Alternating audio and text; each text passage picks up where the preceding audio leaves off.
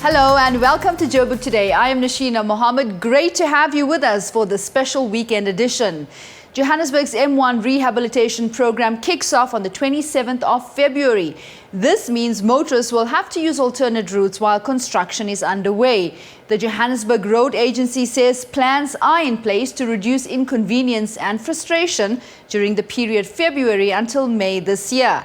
Mpo attended the official launch of Phase 2. The Johannesburg Roads Agency launched its first rehabilitation project last year in November, and today they've entered into their second phase. We went to find out the impact of the second phase and also if they will be providing public transport throughout Johannesburg. Well, let's firstly say Phase 1 was to concentrate on the repairs and replacement of the stormwater system, which is mainly located in the median of the freeway, which means between the two carriageways.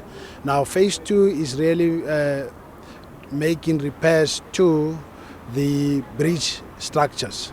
We will be doing on the repairs to the bridge structures in one of the carriageways, and once the work has been done, then we move traffic to the one that has been completed, and we then do repair works to the one that we were using as temporary passage for traffic. So Phase 2 is really work on the bridge structures, repairing of abutments, repairs to the bridge deck itself, repairs to the balustrade and so on and so on. According to the MMC of Transport, with the project underway, we'll see more rollout of public transport around Johannesburg. What we've done is we've had an in-depth discussion with the taxi industry, and they've come aboard. We have the RIA that has been running as normal, and on the JRA website, www.jra.org.za, we have been able to place both Metro bus information, scheduling times, as well as RIA, and then we will be seeing more taxi, the minibus taxis on the routes for people to assist people.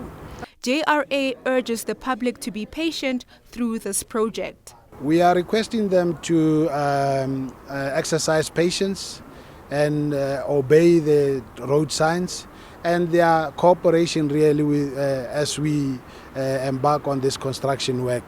And where possible, as we have said, we are encouraging them to consider the use of public transport, use of alternative routes, and if none of the two is applicable or is possible, then we are saying, can you please allow additional 30 minutes or so in your travel time so that you can go through the sections where we are working without any hindrances.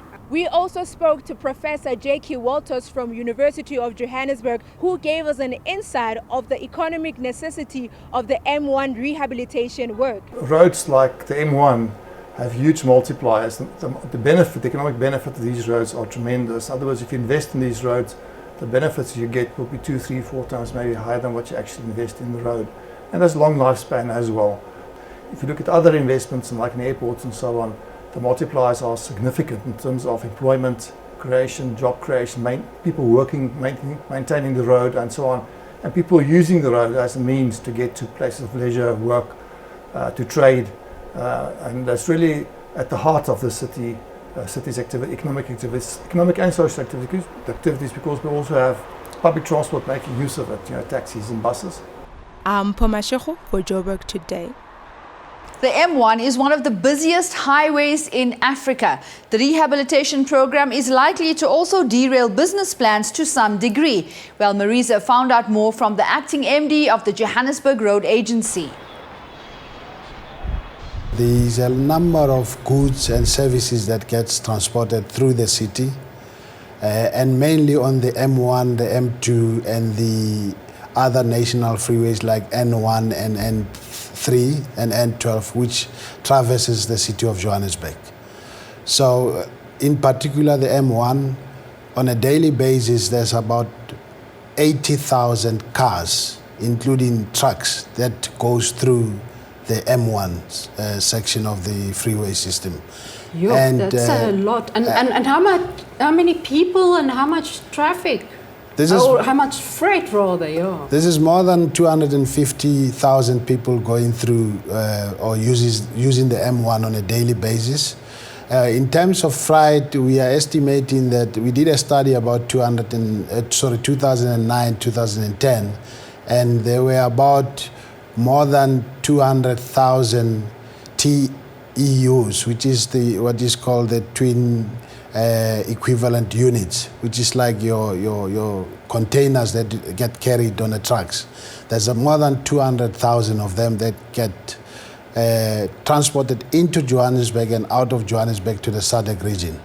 So the M1 in particular and the rest of the freeway system in the city plays a major role in terms of making sure that these goods and services are delivered or transported across the country and even to our neighboring countries in the SADC region. So the M1 is really part of a very important network of roads.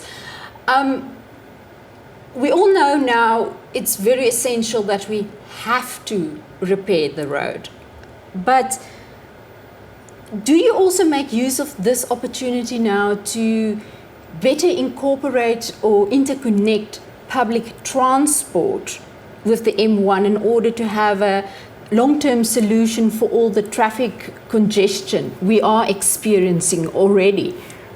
The work that we're currently doing on the M1 bridges as well as the roadway itself is really to preserve what we have, the existing infrastructure, and replenish the aging infrastructure that we have.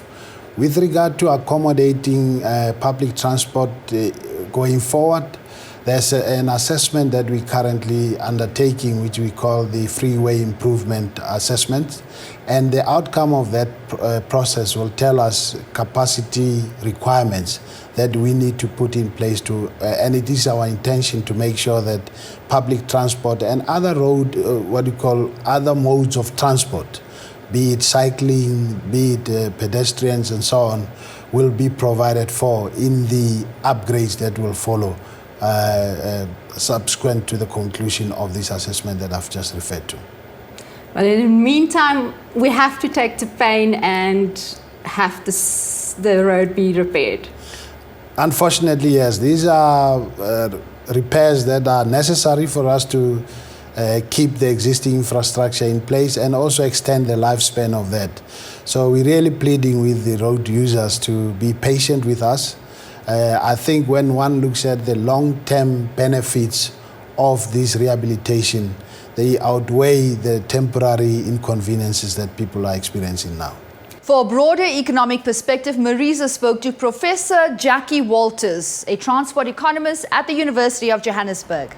The M1 is really one of the major arterials. It's, together with the M2, as well as the N1 and the N3 surrounding the city, it enables us to trade, to be mobile, to be accessible, and its major function from a transportation point of view, from a logistics point of view as well, for the transportation of cargo into the area. It serves the community itself, not only from a work point of view, but also for us to access goods and services in the greater area of Johannesburg. It also facilitates traffic from north to south and from east to west. And we cannot do without this road. It's difficult to translate this importance into rand value. Roads like the M1 have huge multipliers. The economic benefit of these roads are tremendous. In other words, if you invest in these roads, the benefits you get will be 2, 3, 4 times maybe higher than what you actually invest in the road. And there's long lifespan as well. If you look at other investments like in airports and so on, the multipliers are significant in terms of employment creation, job creation, people working, maintaining the road and so on, and people using the road as a means to get to places of leisure, work, to trade. The M1 closure may lead to more expensive goods and services. From a freight point of view, it will slow down the system because we'll, more delays, and that will, in the end, it could impact on the pricing of goods and services in and around the city itself. And vehicles may want to divert away from this road and take a longer route to the end destinations. That will also push up transportation costs. From a passenger point of view, the time wasted in traffic, alternative routes, higher fuel costs, potentially higher accident rates because they're using secondary roads, not the freeway as one would expect people to use. Those will also be some of the economic impacts.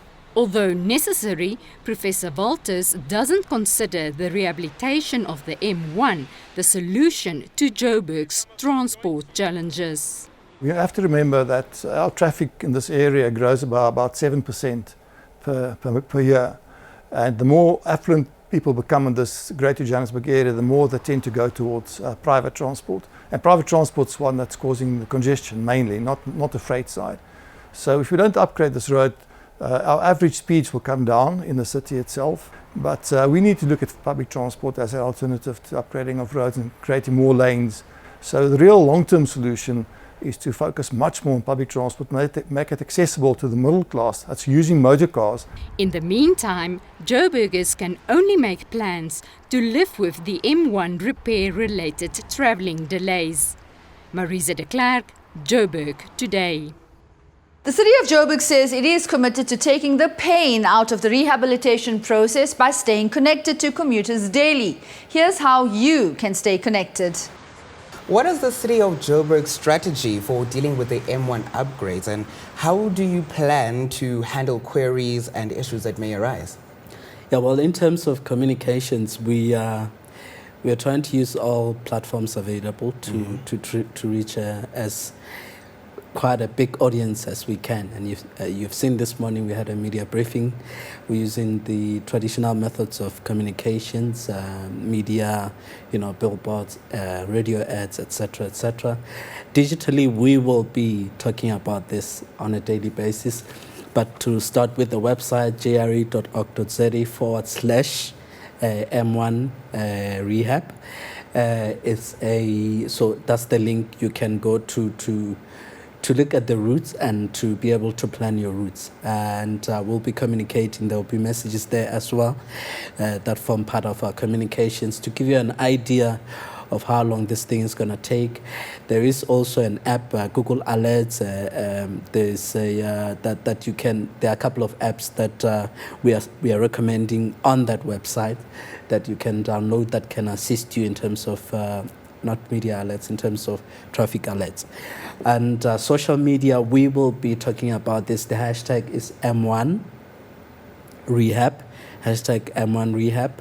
And in that hashtag, all the messages that are relevant will be in that hashtag on a daily basis. There's another hashtag plan your trip.